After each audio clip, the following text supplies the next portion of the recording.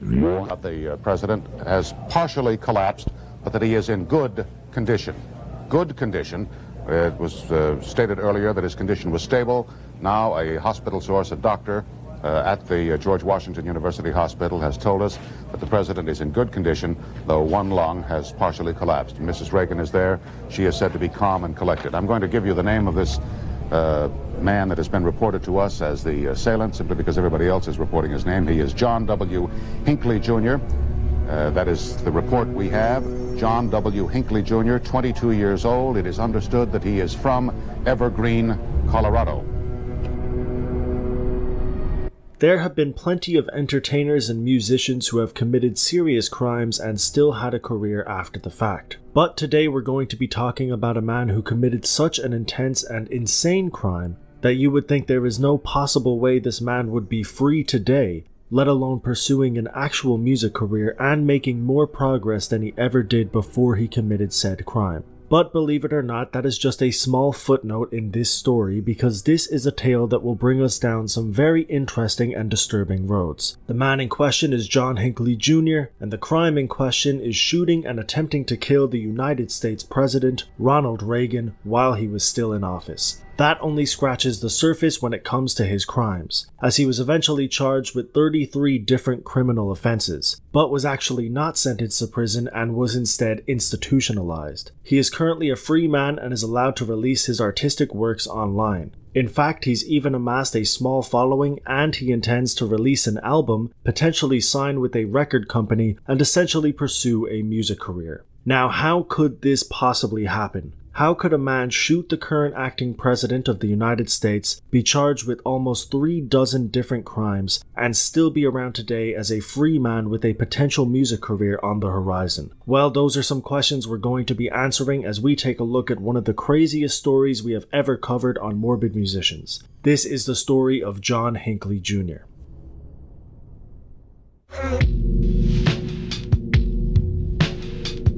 John Hinckley Jr. was born on the 29th of May 1955 in Oklahoma, but by the time he was 4, his family had moved to Dallas, Texas, where his father, John Hinckley Sr., operated an oil company that he had independently created. This company already made his family quite wealthy, but over the next decade and a half, this wealth would become even larger, and it was clear that Hinckley Jr. came from a family with a substantial fortune. He attended Highland Park High School in Texas, and according to reports, he was a good student who actually had an interest in basketball and football. He was quite good at these sports, and by all accounts, he had a normal experience as a teenager in high school.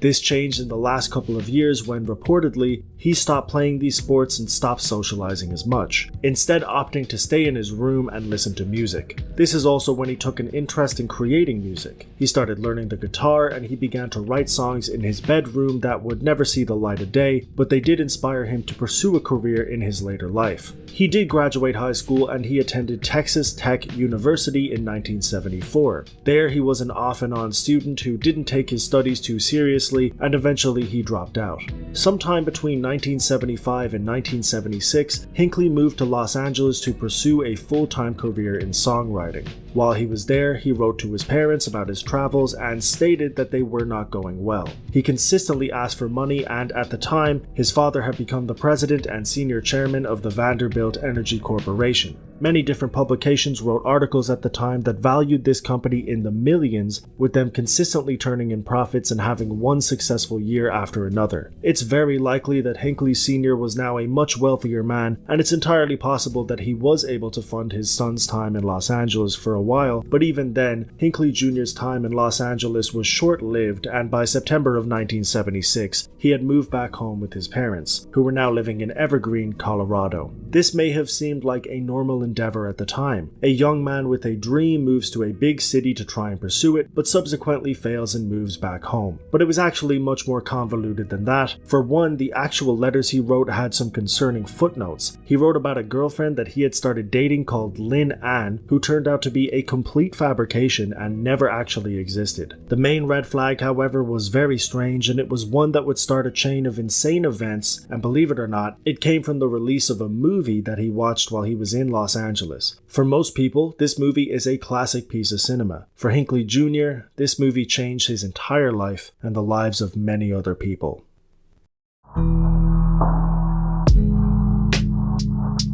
The movie Taxi Driver was released in 1976. It was directed by Martin Scorsese and it starred Robert De Niro. Although it only had a relatively low budget of $1.9 million, it grossed almost $30 million and ended up becoming a critical and commercial success. The movie tells the story of Travis Bickle, a 26-year-old veteran who is now a taxi driver in New York City. He suffers from PTSD, chronic insomnia, depression, and fights many other mental battles that all eventually culminate in him fighting a group of gangsters in order to save a 12-year-old prostitute named Iris. There are a lot of other plot lines that are in this movie, and I could talk about it for ages. But what's important to note is that the movie resonated with a lot of people when it came out. It was raw, it was gritty, it spoke about mental health, and it covered a lot of very real topics that other blockbuster movies avoided. John Hinckley Jr. was one of these starry-eyed viewers, and he fell in love with this movie instantly, reportedly watching the movie 15 times in the cinema. However, while most audience members were falling in love with the cinematography, the performances, and the story, John was developing a very inappropriate infatuation for the 12-year-old actress Jodie Foster, who played the child prostitute in the movie. As I mentioned beforehand, Hinckley had left college at this point and he was 21 years of age when this movie was released. But still, he obsessed over Jodie Foster for years. From 1977 to 1980, Hinckley's mental health drastically declined and his obsession with Jodie Foster grew at a rapid pace. He was taking multiple different antidepressants every day, but these were not working. He said, "My nervous system is shot," in a letter that he wrote to his sister, referencing the antidepressants. In 1979, he purchased his first gun, and over the next couple of years, he added quite a few more to his collection. Finally, in 1980, when Jodie Foster started studying at Yale University, he actually moved to Connecticut to stalk her. He left her messages, he slipped her poems, and he even managed to get her on the phone a few times, but all of this was met with either confusion or anger. Hinckley realized that his advances were not working and decided that he had to do something much bigger to get her attention. He thought about multiple different crimes that he could commit in order to impress her, and ultimately landed on the idea that he should try and kill the current acting president at the time, Jimmy Carter. He actually trailed Carter from state to state with a gun, but eventually, after he made pretty much no progress with this plan, he got arrested for possessing a firearm in Tennessee. He went home with no money, a firearms charge, and he had essentially completely failed this mission. He was a broken man by his own doing, and at this point it seemed like Hinckley was really only dangerous to himself. I mean, he was clearly a disturbed man, but this strange tour of America was most likely an indicator that he was not going to do anything overly violent. At least that's what a psychiatric professional might have told you at the time, but boy were they wrong. This idea was still well and truly rooted in his brain, and by 1981, nothing had changed. He still wanted to do something that would capture Jodie Foster's attention, and at this stage, Ronald Reagan was now the President of America, and Hinckley had his eyes on him. The target was now in his crosshairs, and this time, Hinckley was going to pull the trigger.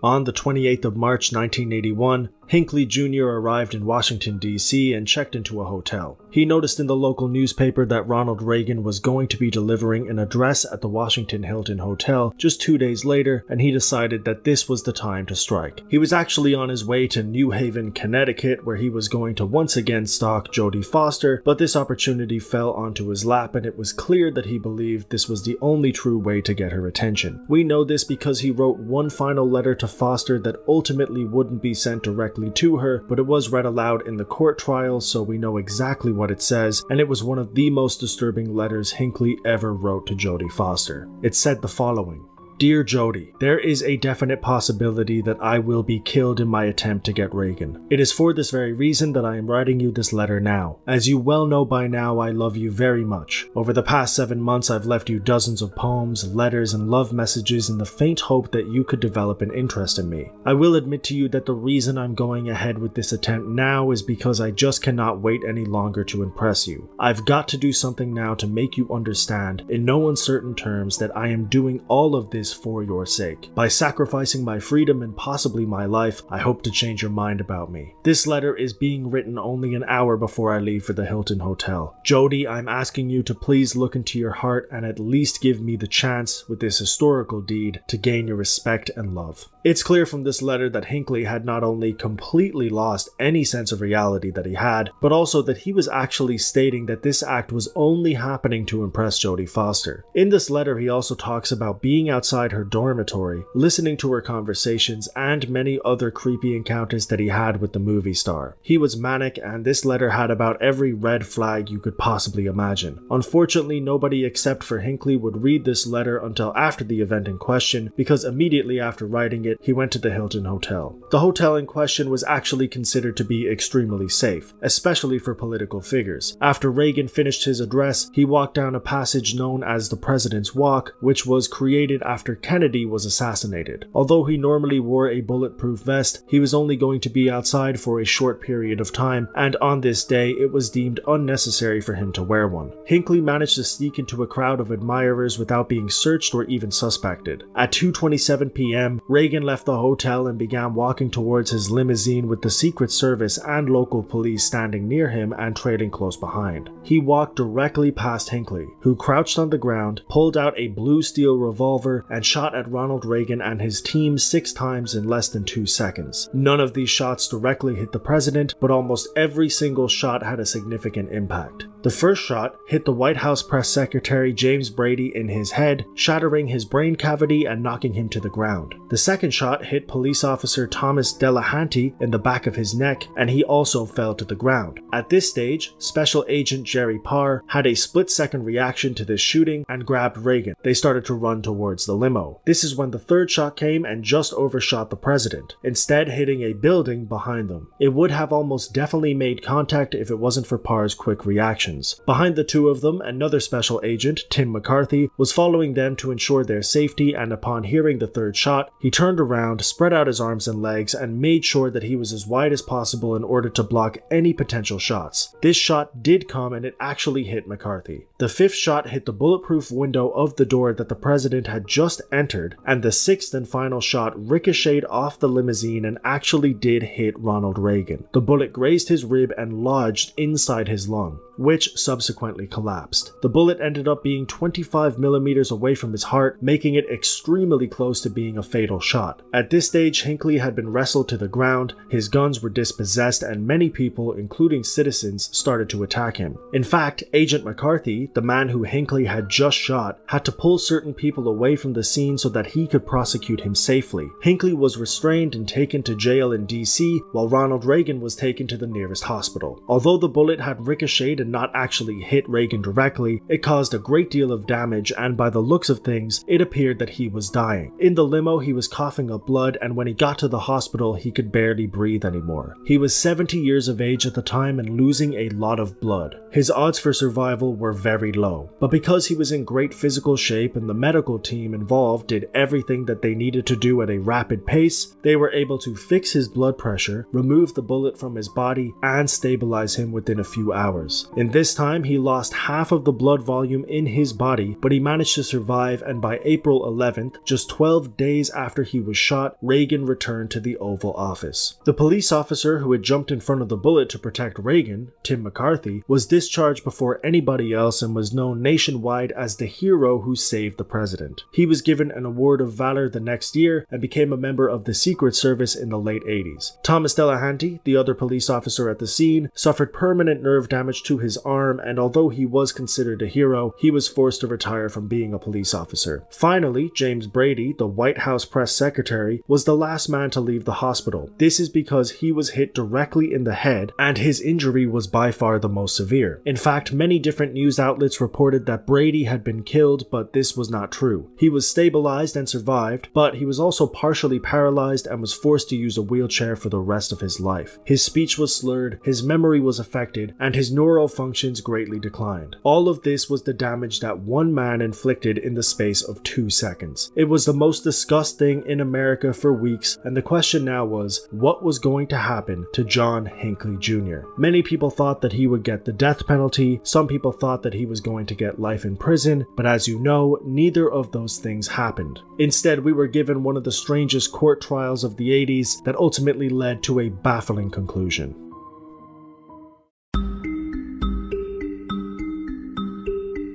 John Hinckley Jr.'s trial began in 1982 in Washington, D.C. As I mentioned previously, Hinckley came from a very wealthy family, and they were able to provide him with the best legal defense that money could buy. This came in the form of Vincent J. Fuller, an accomplished lawyer who actually defended the notorious gangster Jimmy Hoffa. He also defended the likes of Mike Tyson, Don King, and many other high-profile clients, and let's just say he had a knack for getting his clients some pretty decent deals given the circumstances that they were in. But this case was obviously different. Hinckley Jr. had literally shot the President of the United States and 3 other people, paralyzing the White House press secretary in the process. The only way Vincent J. Fuller could possibly help his client avoid prison time was by using the insanity defense. However, this defense had only been used in around 2% of felony cases, and 75% of those cases were completely unsuccessful. Obviously, given the circumstances, this wasn't likely to succeed, but the trial commenced regardless, and a grueling 4-month process began where the prosecution and the defense both tried to define Hinckley's mental health, with the prosecution trying to define it as a personality disorder and the defense trying to define it as a serious crippling mental illness. In order to do this, they had to look into every aspect of Hinckley's life, including journal entries, phone calls, and letters that he had written. Hinckley actually stated that he would not cooperate unless Jodie Foster herself testified at the trial. Surprisingly, her lawyers agreed that she would in fact testify,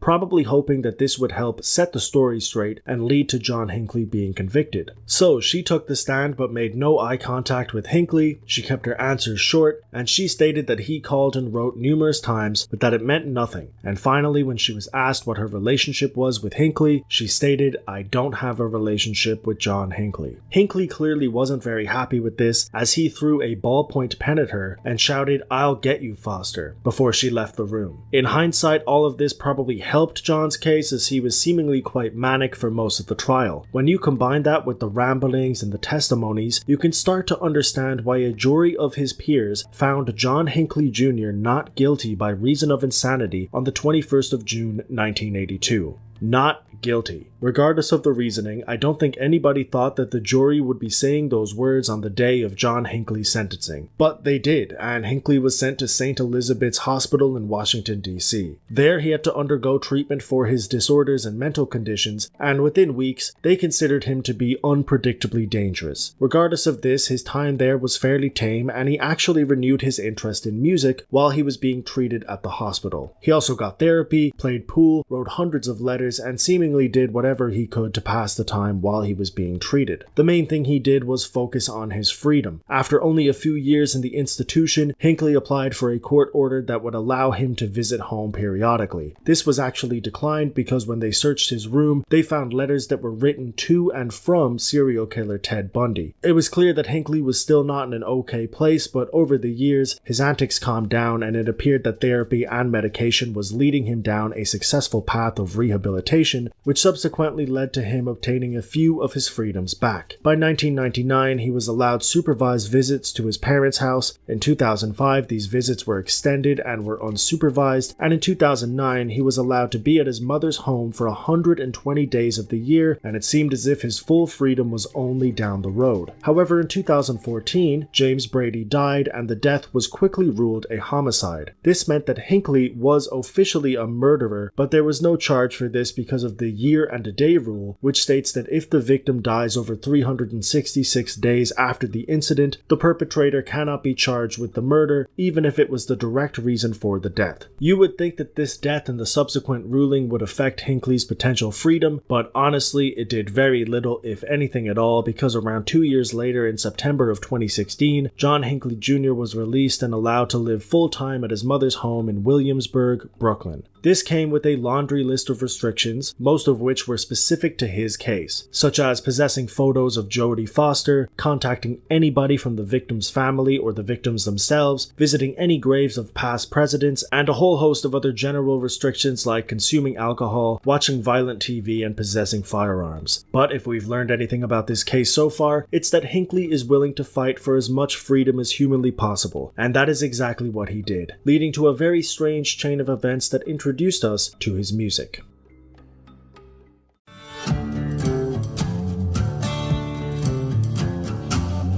In October 2020, a federal court ruled that Hinckley may showcase and market his artwork, writings, and music publicly under his own name. His way of doing this was very interesting. He created a YouTube channel, and in December of 2020, Hinckley started to share his work with us. His original song, Majesty of Love, was the first video that he created, and it's also his most popular, garnering around 200,000 views in the last 9 months.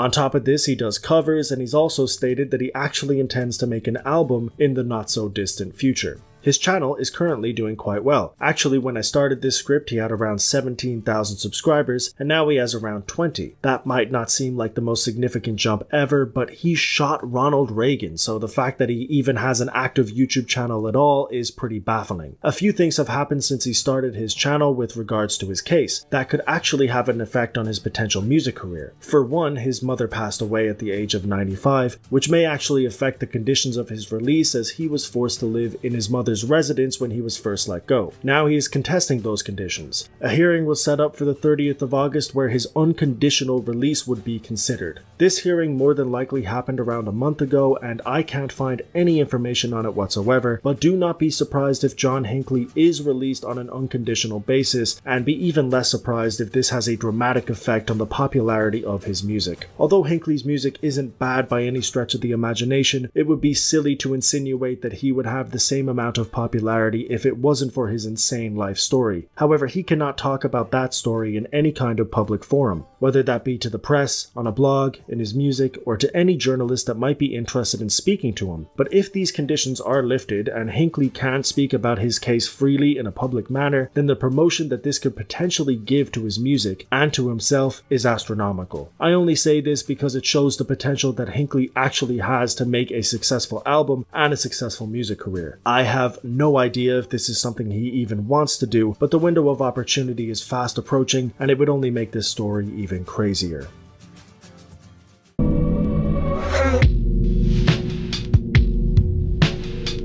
Although this story was globally reported when it happened, and it's an incredibly well-documented case, I feel like it's kind of been swept under the rug in recent years. Maybe because nobody was immediately killed, or there was simply too much for people to digest, but whatever the reason may be, I think overlooking this case is a mistake because this event had a ripple effect like no other. Firstly, the Brady Act was implemented in 1994, and this was a bill that mandated federal background checks on people in the US who purchase firearms. And it was backed by Reagan himself, who at this stage was consistently campaigning for more gun control. On top of this, the Insanity Defense Reform Act was put in place in 1984, and this was actually signed by Reagan himself. It was a bill that made obtaining a verdict of not guilty by reason of insanity a lot more difficult to get. This, of course, was a direct response to the public outcry over John Hinckley's sentencing. Also, the whole incident in general made Reagan a lot more popular. Although he won the 1980 election pretty comfortably, winning by about 8 million votes, States. His next run was the second most lopsided election in American history. He won by almost 20 million votes, and he also won every single state in the Electoral College except for one. Now, the fact that he got shot is not the only reason he won so comfortably, and he was almost definitely going to win regardless, but the shooting did boost his approval rating considerably and make certain people change their minds on Reagan. All of this came from that day. Those 6 shots were fired in less than 2 seconds, and in those 2 seconds, everything changed. It is truly a bizarre story. From the reasoning, to the act,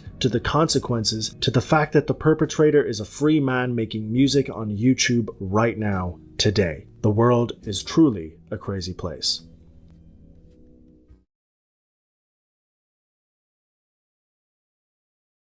Today, a federal judge approved the unconditional release of John Hinckley Jr. Remember, he's the man who shot and wounded President Ronald Reagan and 3 others in 1981. Hinckley was found not guilty by reason of insanity and then confined to a mental facility for decades. The judge said Hinckley could be freed from all restrictions. That's as soon as next June.